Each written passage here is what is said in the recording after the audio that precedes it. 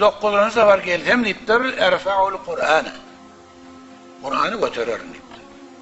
Kur'an baki yanımızda. Şunun bir bereket var.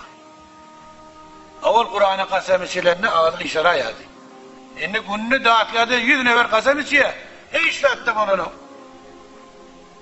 500'lük tönaliye kasem içiye tarafı hakkında ayet. Gazi de bilip dursa zaten. Gazi doğru derler. Gazi'nin doğru derlerinin bir alameti şu. Biliyor ki şu pul al gelip kasem içtirir. Şu Kur'an'ın bereketi götürülüyor. Kur'an'ın bereketi eğer bağ olsa, Kur'an bağ olsa onun ağzını kıyışarlardı. Kıyamet günü aydılacak avazı şu an Kur'an'ın için aydıldır. Ve kâler Resulü aydar peygamber kıyamette aydar. Böyle Kur'an'da da bağ.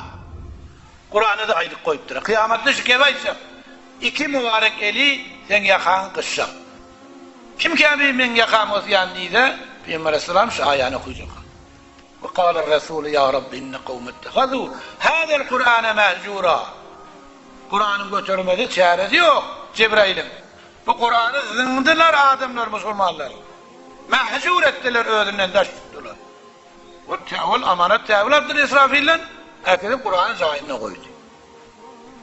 وقال الرسول يا رب إن قوم اتخذوا هذا القرآن مهجورا. Ey bar Hudaya diye Peygamber Aleyhisselam.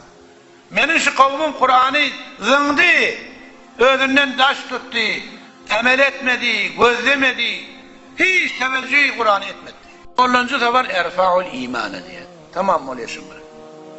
10. sefer imanını götürür niye? Götür de şidredir diye.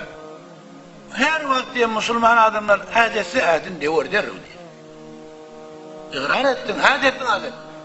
Adin devur diye. Bismillahirrahmanirrahim.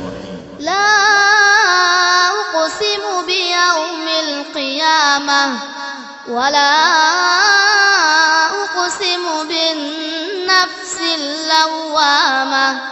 Ayahsabul insanu en len necma'a izamah. Bela qadirina ala en nusawwiya bananah. بل يريد الإنسان ليفجر أمامه يسأل أيان يوم القيامة